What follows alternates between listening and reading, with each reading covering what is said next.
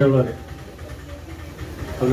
സൂചിപ്പിച്ചതുപോലെ ഈ ആലപ്പുഴ ജില്ലയിലെ വിവിധ മേഖലകളിൽ സാന്നിധ്യമായിരുന്ന ഒരു കാലഘട്ടത്തിൽ സുമൻ സാർ അദ്ദേഹത്തിൻ്റെ ആഗ്രഹം പോലെ മരണശേഷവും വിദ്യാർത്ഥികളുടെ പഠനത്തിനായി അദ്ദേഹത്തിൻ്റെ ബോഡി ആലപ്പുഴ മെഡിക്കൽ കോളേജിന് 4 മണിക്ക് കൈമാറുകയാണ്.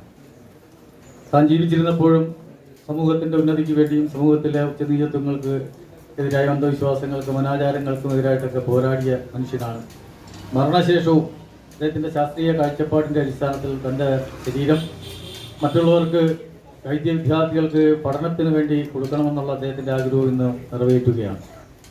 കേരളത്തിൽ ഏതാണ്ട് 4 പതിറ്റാണ്ടിലേറെ കാലമായിട്ടുള്ള ബന്ധം സുമൻ സാറുമായിട്ടുണ്ട്. ഞാനൊക്കെ യുക്തിവാദി പ്രസ്ഥാനത്തിൽ കടന്നു വന്ന 80കളുടെ ആദ്യകാലം മുതൽ തന്നെ സാറുമായിട്ടൊരു ബന്ധമുണ്ടായിരുന്നു. അതുപോലെ തന്നെ യുക്തിവാദി സംഘത്തിൻ്റെ സംസ്ഥാന കമ്മിറ്റിയിൽ ദീർഘകാലം അദ്ദേഹത്തോടൊപ്പം പ്രവർത്തിക്കാൻ കഴിഞ്ഞിട്ടുണ്ട്. തൻ്റെ പ്രവർത്തനങ്ങൾ ഒറ്റയാൻ പോരാട്ടമായി അദ്ദേഹം സമൂഹത്തിൽ നിറഞ്ഞു നിന്നൊരു വ്യക്തിത്വമാണ്. തൻ്റെ ചിത്രരചനകളിലൂടെ സമൂഹത്തിലെ വിഷയങ്ങൾ മറ്റുള്ളവരുടെ മുമ്പിൽ എത്തിക്കാൻ അദ്ദേഹം നിതാന്ത ജാഗ്രത പുലർത്തിയിരുന്നു. അതുപോലെ തന്നെ കേരളത്തിലെ ആബാലവൃദ്ധം ജനങ്ങളെയും ബാധിക്കുന്ന ശബ്ദമലിനീകരണത്തിനെതിരായിട്ട് അദ്ദേഹം നടത്തിയിട്ടുള്ള ഒറ്റയാൾ പോരാട്ടം സുപ്രീം കോടതി വരെ ആ കേസെത്തുകയും ആ കേസിലൂടെയാണ് ശബ്ദമലിനീകരണത്തിനെതിരായിട്ടുള്ള നിയമ നിർമ്മാണങ്ങൾ പിന്നീട് കോടതികളിലായാലും ശരി നിയമസഭകളിലായാലും ശരി പിന്നീട് ആ നിയമം വരുന്നതൊക്കെ സുമനൻ സാറ് മുൻകൈ എടുത്തുകൊണ്ട് നടത്തിയിട്ടുള്ള ഒറ്റയാൾ പോരാട്ടത്തിന്റെ അടിസ്ഥാനത്തിലാണ്. അതുപോലെ തന്നെ നാട്ടില് കർക്കിടക മാസത്തിൽ രാമായണ മാസമായിട്ട് ആചരിക്കുമ്പോൾ അതിനെതിരായിട്ട് അദ്ദേഹം രാവണ മാസമായി ആചരിച്ചുകൊണ്ട് അതിന്റെ പരിപാടികൾ സംഘടിപ്പിക്കുന്നു. ഇതൊക്കെ അദ്ദേഹത്തിന്റെ പ്രവർത്തനം തമിഴ്നാട്ടിലെ EVRന്റെ രാമസ്വാമി തിരുവോറിന്റെ പ്രവർത്തനങ്ങൾ പോലെ ഒരു വേറിട്ട പ്രവർത്തനങ്ങളാണ്, വേറിട്ട ശൈലിയാണ് അദ്ദേഹം സമൂഹത്തിൽ പ്രവർത്തിച്ചിട്ടുള്ളത്. ഇത് നല്ലൊരു ചിത്രകലാ അധ്യാപകനായിരുന്നു.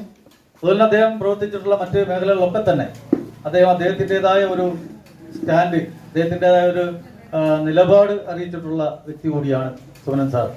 ജീവിതത്തിലുടനീളം യുക്തിവാദി പ്രസ്ഥാനത്തിന്റെ കൂടെ ഒപ്പം സഞ്ചരിക്കുകയും അതിന്റെ നേതൃത്വപരമായ പങ്കുവഹിക്കുകയും ആലപ്പുഴ ജില്ലയിൽ ഈ സംഘടന കെട്ടിപ്പടുക്കാൻ ഏറ്റവും കൂടുതൽ ശ്രമം നടത്തിയിട്ടുള്ള ഒരു വ്യക്തി കൂടിയാണ് സുമനൻ സാർ.